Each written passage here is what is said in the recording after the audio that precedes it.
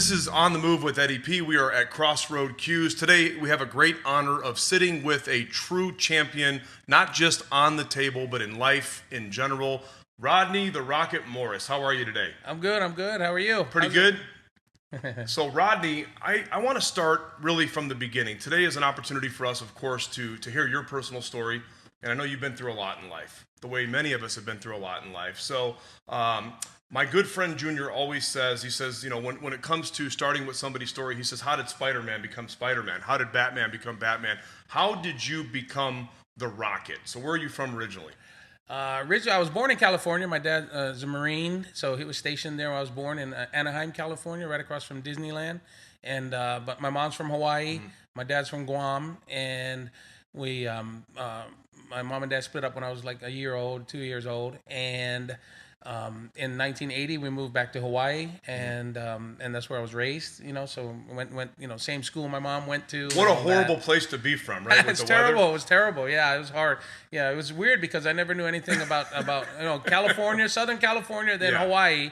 It was weird the first time somebody was telling me about the weather. I was like, what do you mean the weather? We don't think about that. It's the same every day. Yeah. So that was a shocker when I saw snow the first time. But yeah, I grew up in Hawaii, and I played a lot of sports growing up and stuff. Like and what? I played baseball as a kid, little league, and then I got into basketball. We used to play street football a lot. Okay. Because we just flip-flops and shorts and tank top, and we just somebody grab a football. Next thing you know, there's 40 kids out on the street playing and running or dodging cars and stuff. So that was fun growing up, playing that. And one thing cool about Hawaii in the 80s was you could go. I boxed, when I was a teenager, and we used to always.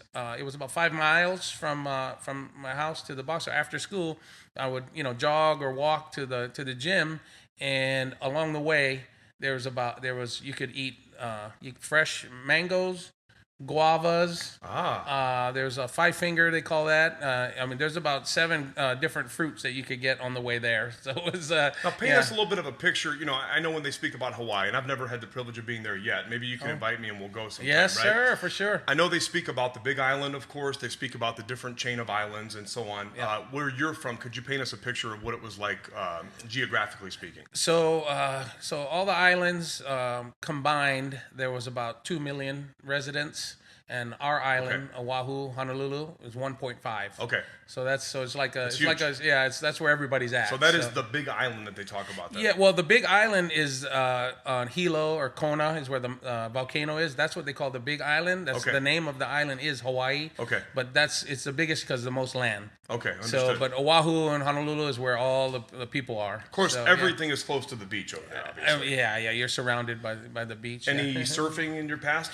Yeah, I surf. I always tell people, I said when I was up until I was about 14, I said, I told him, I was black. I was blacker than Wesley Snipes. Wesley Snipes will come in.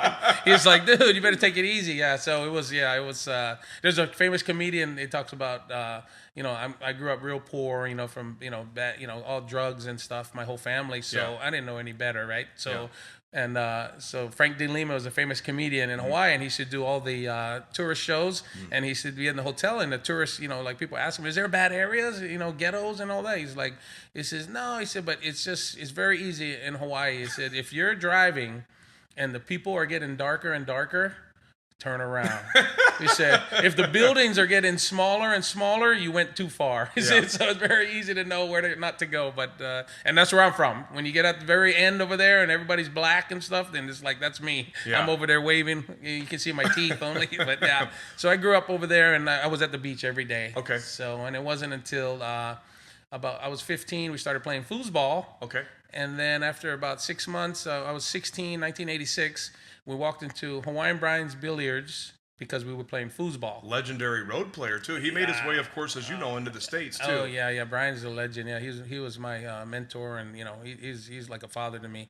But so you made your way into his room, and that's something I was going to ask you, because obviously when you look at certain places where people are from, of course, you look at Shane. Shane's from, the middle of nowhere land in the Dakotas, right? And you're from Hawaii, right? So there wasn't probably a whole bunch of really good pool players. I wouldn't assume in that area, but you bumped into Hawaiian Brian, who was a champion, right? Yep. So I didn't know Brian in the beginning. I just went there to play foosball, and then I was with two buddies, and we were waiting. There was a long line to play foosball. So I was with two friends, Joe and Brian, and we still talk about it to today. He was like, "We're the ones that started you playing pool," because one of the we was like, "Hey, what's that?" He said, "Oh, it's pool. Let's go play." So we played Cutthroat, the only game we knew. So we played 25 cents each. So when you shoot in all the other guys' balls, then you get 50 cents. And it was big for us, right? That was a lot of money. Hey, 50 cents from a kid. There was a former beach bum hanging out by the water, right? That's right. Okay. So then about $8 later, when I had all their money and they didn't want to play pool no more, and I never played foosball again. I stayed.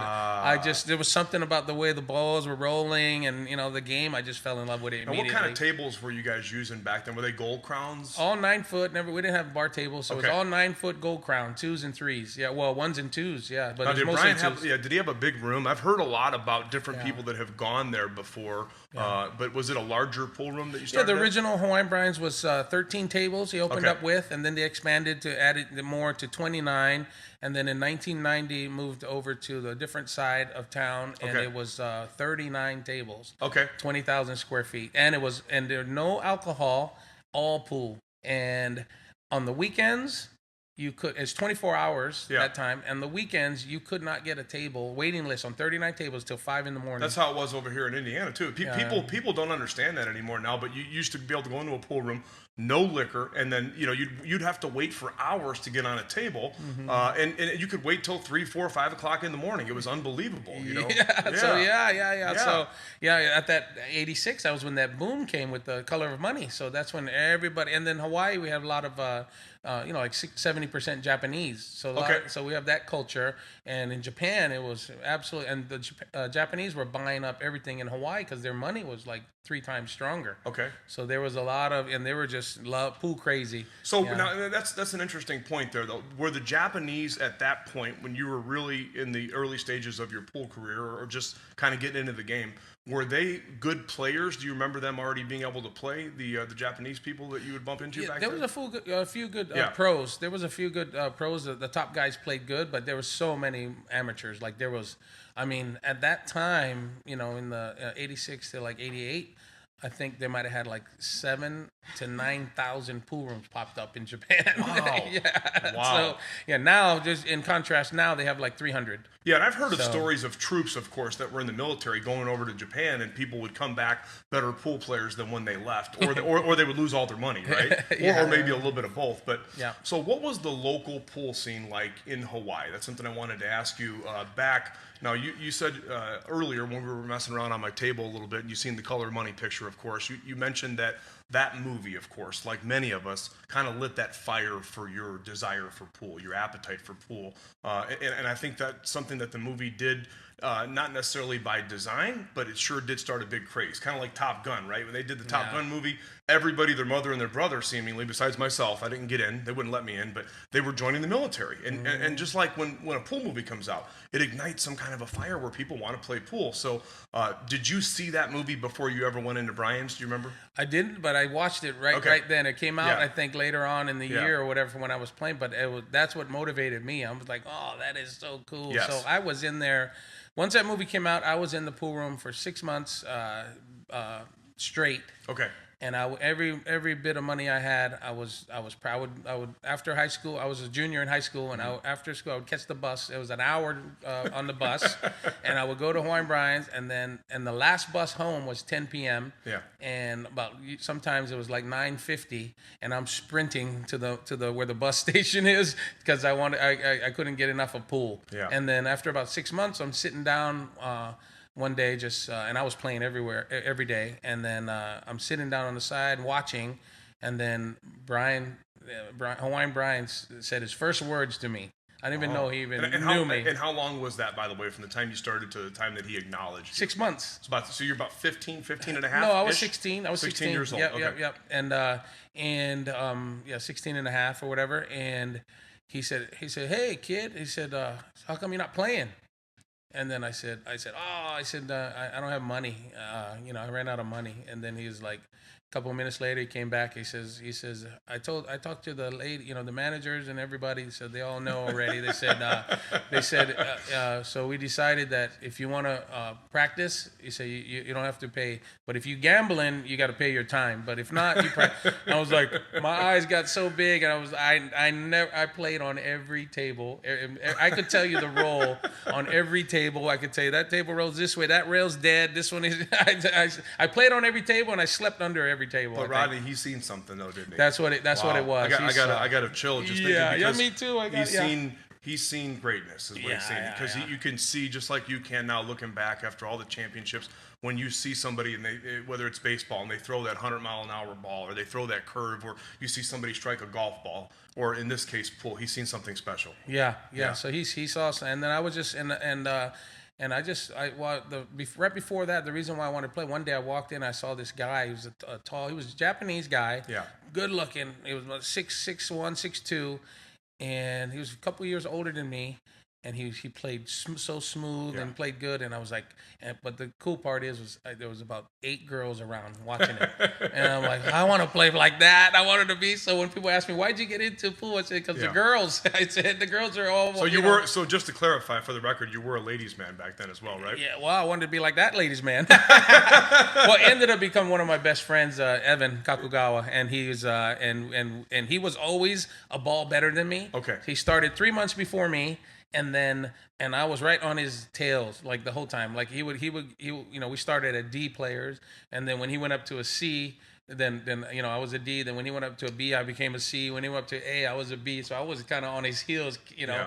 But so about a year and a half, he was always better than me. And then one day we played, and then we played even. And then I kind of he didn't pursue pool, and I did. So to say the least, though, you showed great promise. Right out of the gate, right? Yep. So, and I fell in love. I was playing 18 hours a day. Wow. I lived at the pool room on those tables, so it was. People don't realize the amount of practice that goes into becoming a champion, right? Yeah. I mean, some people just assume that if you have natural ability, you don't have to practice a lot, but you said quite the contrary. You played 18 hours a day. Yeah. Wow. So you get off of school, you go right to the pool room, you'd stay there till late at night. Yeah. And then the summertime. So I was telling everybody, my grandfather my mom's dad was a Air Force pilot. Okay. And I was like, I'm gonna be an Air Force pilot. From when I was 5 years old, that's what I want to do, right? Yeah. So, but my birthday is November 25th. Okay. So I graduated in 1988, and I'm going to the Air Force, and that summer, I'm playing every day now. That summer, I was like, I'm going to the Air Force. And then, there was about a 6-week span. I made about $150,000 gambling because we're playing for money with everybody. And how old were you? 18-ish? I wasn't 18 yet. No, I was 17. Yeah. So then they and that's what everybody did. They played for money there all the time. Now I have to ask you this, okay? And that kind of answers my next question about, did you get into the gambling scene originally, which I knew obviously because Brian was a known gambler, road player, and he made it over here. But at that point, when here you are, you're a teenager, you're showing great promise, your game's coming up, were you simply playing people that came into that room, or did they start taking you around the island at that point? I just went everywhere and played, but everybody played out of Hawaiian Brian's anyway. So, and everybody came, and sometimes we would go to Maui and play the Maui guys and all that. And it was just, I made so much money that summer that I had a dilemma. So now I'm asking the older guys. I gravitated to the guys that were in their 40s. The owner of Hawaiian Brian's, Brian himself. And I kept asking them. I said, what do I do? I'm set to go. And then everybody's like, well. One guy told me, Carlton. He said, we don't know what kind of military man you're gonna be. He said, but we can all see what kind of pool player you're gonna be. And then Aki, who was the owner there, Aki told me, he says, sometimes you gotta do what you don't want to do to get where you want to be. He said, so what do you want to be? Good word. And then I was like, man, I said, I want to be the best pool player in the world. And he said, well, then, I don't know anybody that went to the military and came back and became that. So, but you gotta make that decision now. That was something specific that I wanted to ask you, because when your game was developing like that, you're beating all these people, you're making all this money. The Air Force can't afford you at this point. Right? Yes, exactly. Sorry, and you're a huge patriot, I might add, by the way, huge patriot. Thank you. You love the country. I love what you stand for.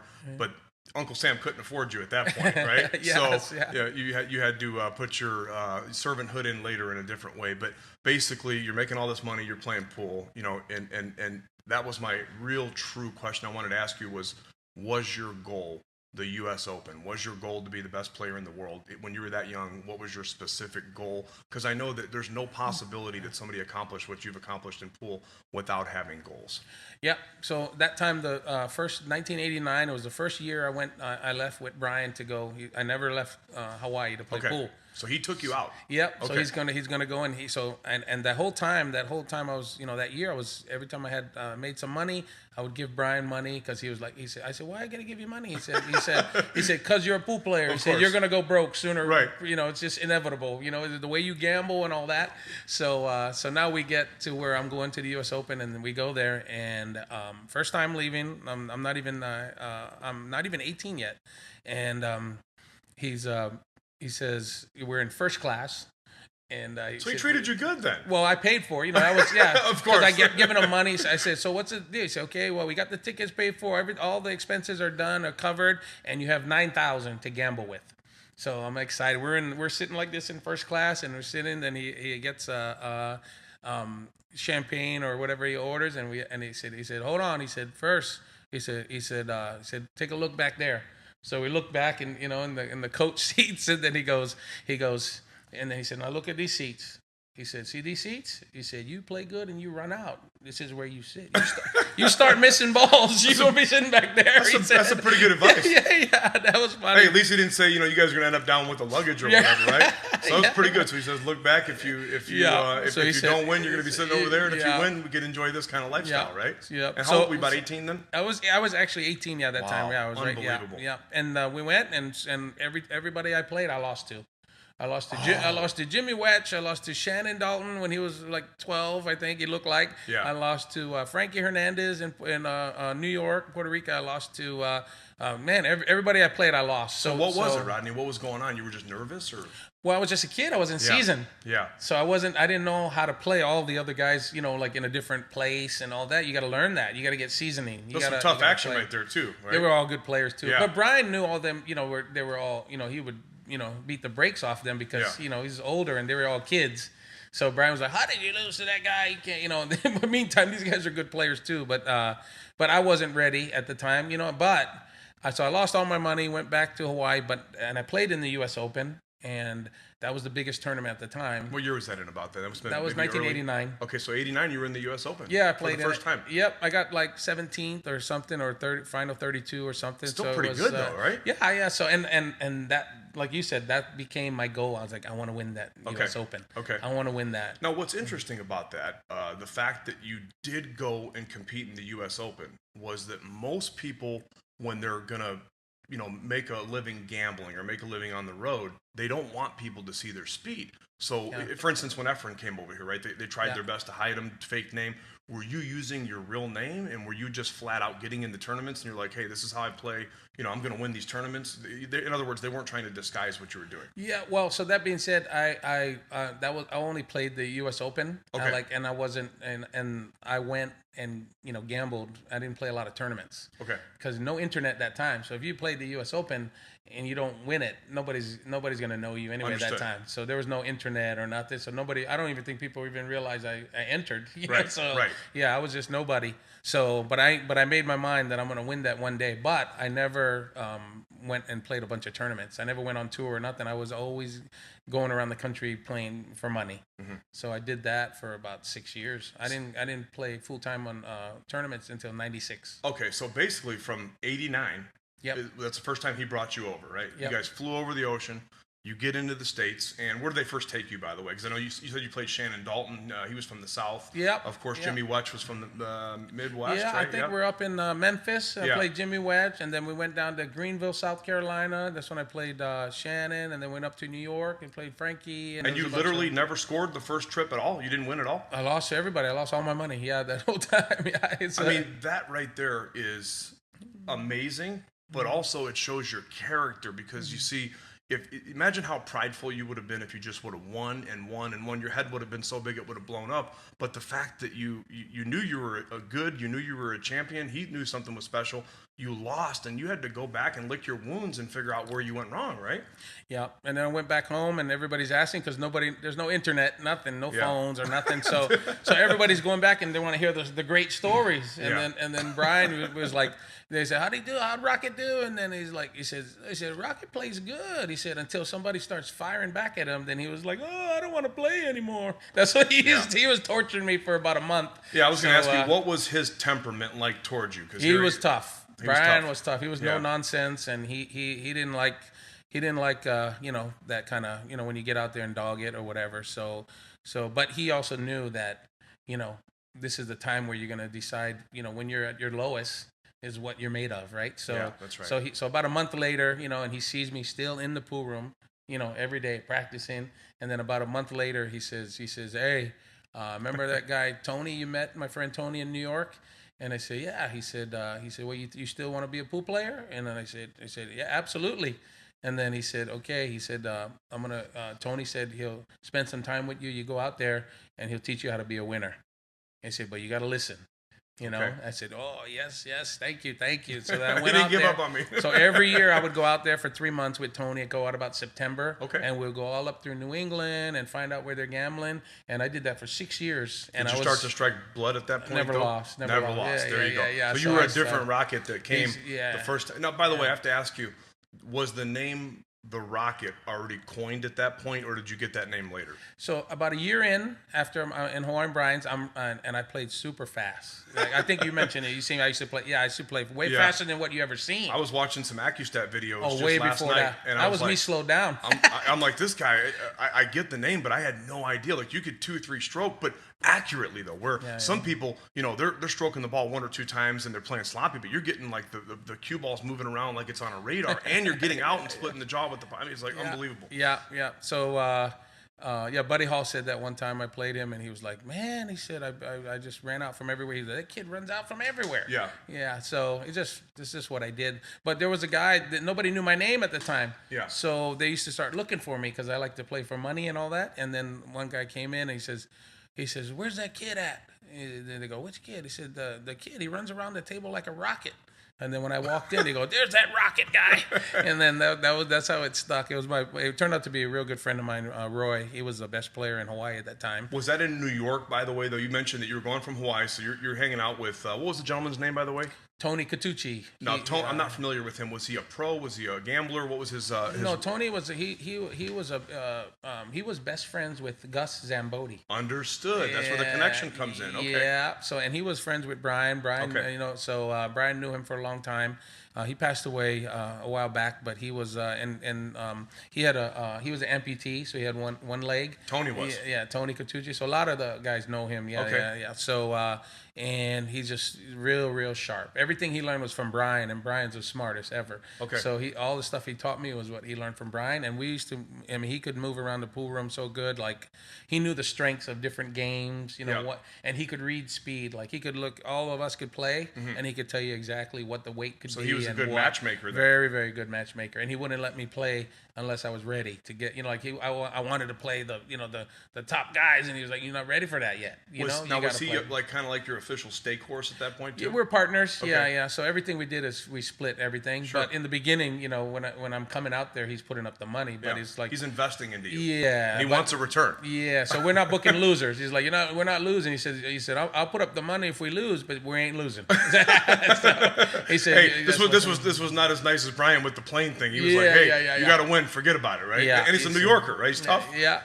Italian, 100% Italian. Yeah. Yeah. He had when he passed away, he had a massive collection of Zambodis. I imagine so. Yeah. I wanted to ask you what you played with, by the way, but I have to back up just for a moment. I want to ask you, did Brian, because you had all that natural ability, right? Did Brian ever help you with your actual physical game? Any of the fundamentals, any of the shot making, or anything that you learned as far as your game itself? Did Brian have influence on that as well? No, Brian helped me with the mental game. Okay, understood. He was the one that taught me the importance of learning how to play within yourself. Okay.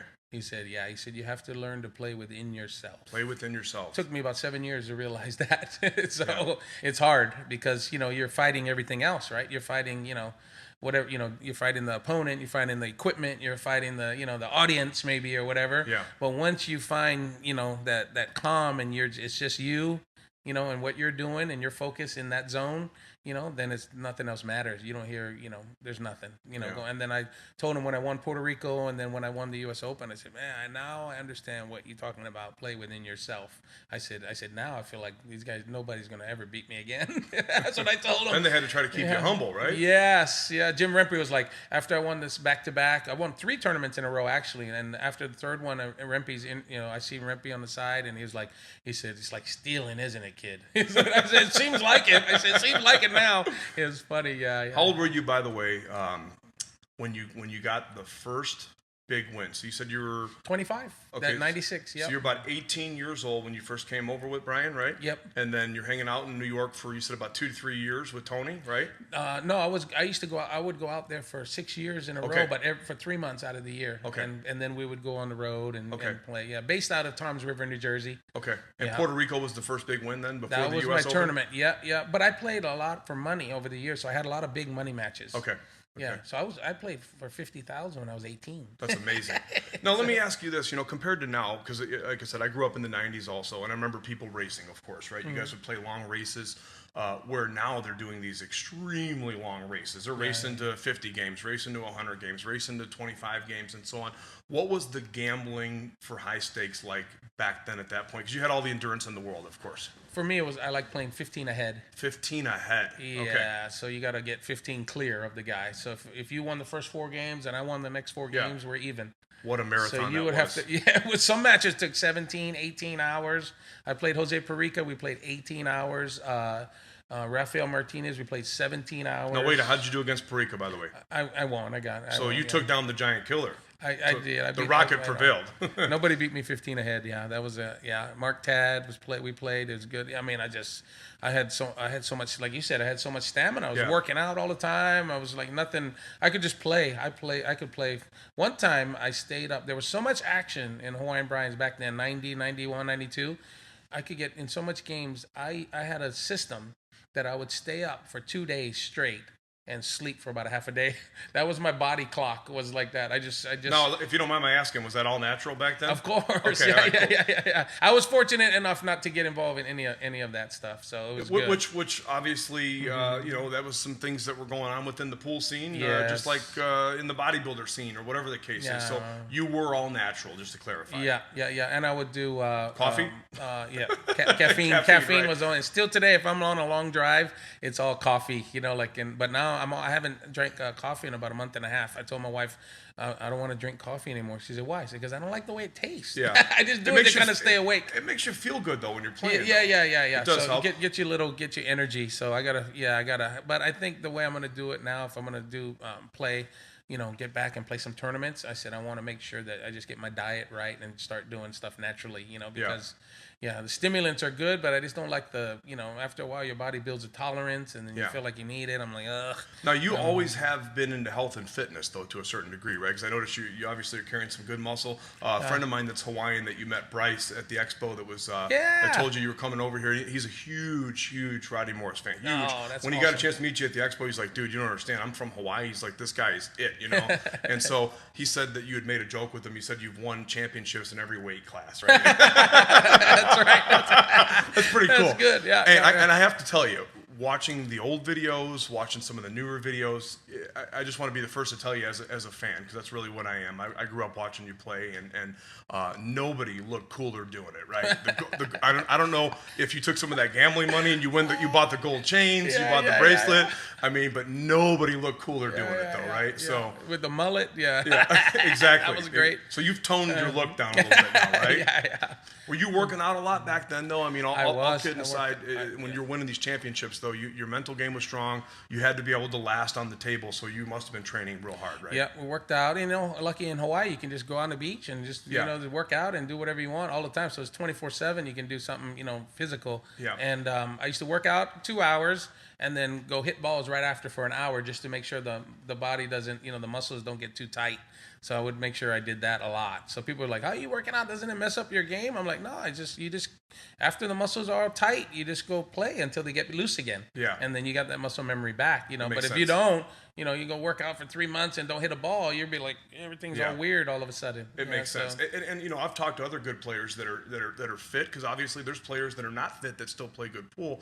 That's the difference, though. That's the edge, obviously. When you're fit and you can last, especially when you were playing, like you were mentioning, 17, 18 hours, there were gambling sessions, obviously, where you guys were playing for several days. When you locked horns with somebody that was your speed, or at least thought they were your speed, to get that type of money, you would play sometimes for days, I would imagine. Yeah, right? We play.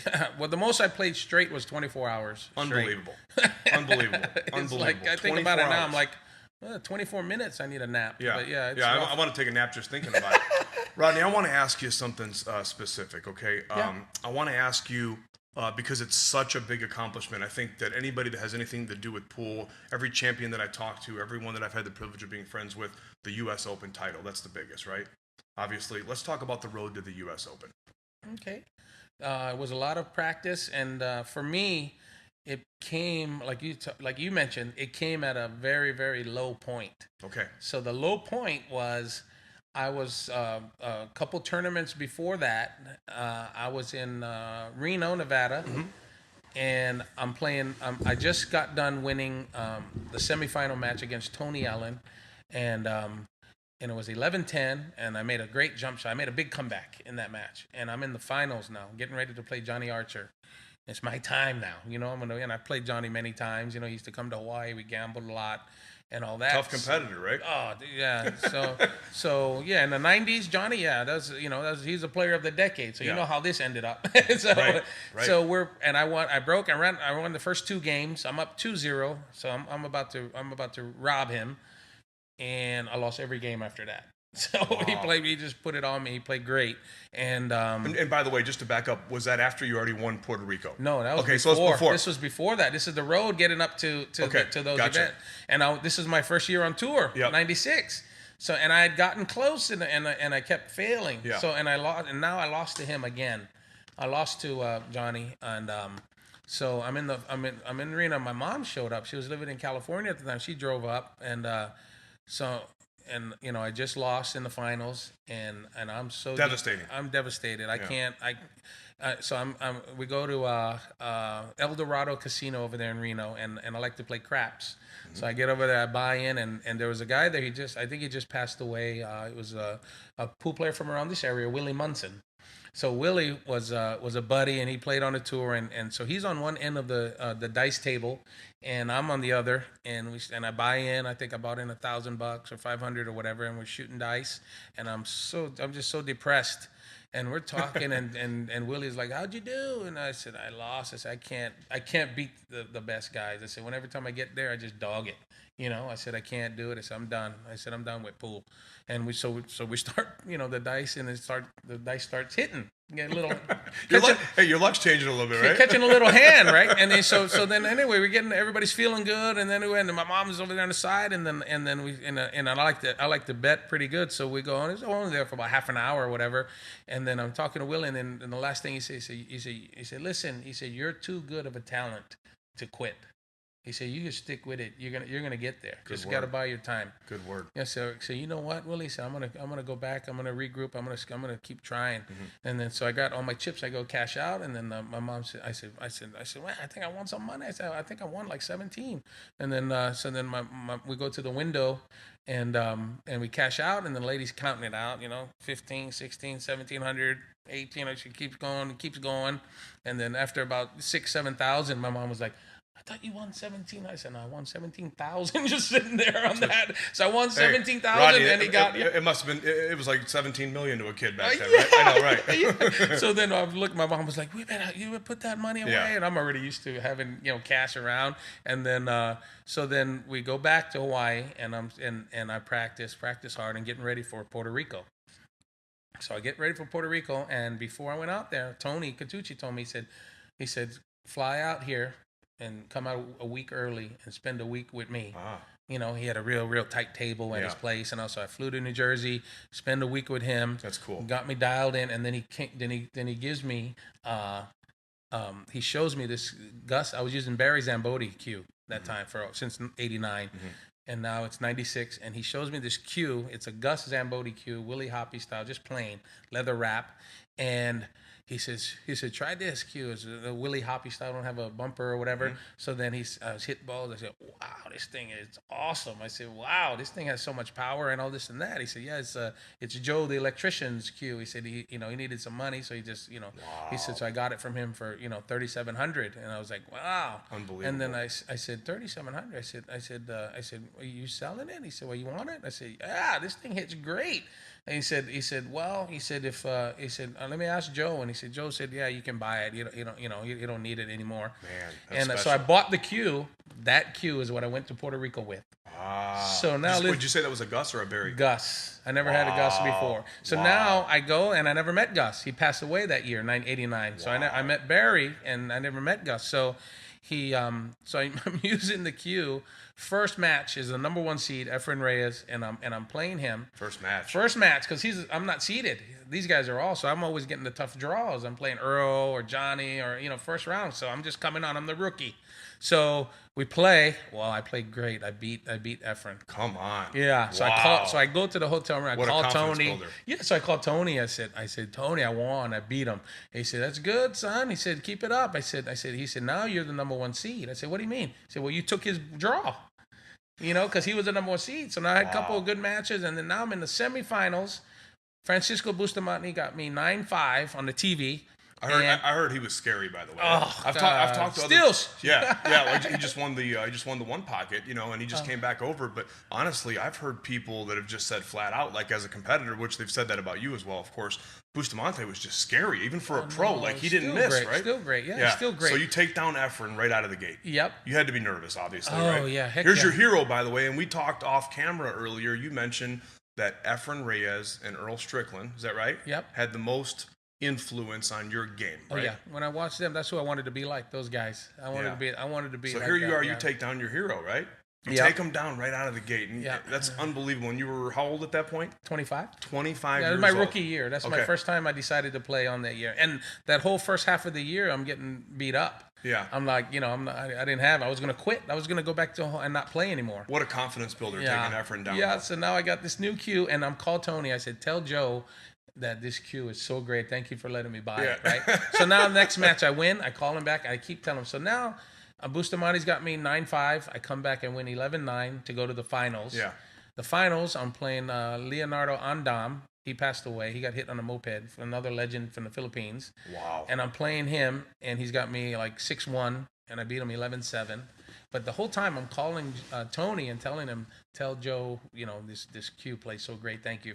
Well, after I win the tournament, I called Tony. I said, I won the tournament. He said, wow. So now I call and I said, tell Joe. He said, I just want to let you know. He said, a couple of days after you got there, Joe passed away. Oh my God. So yeah, I was like, dude, I could feel that Q. I had that power from him, right? And then that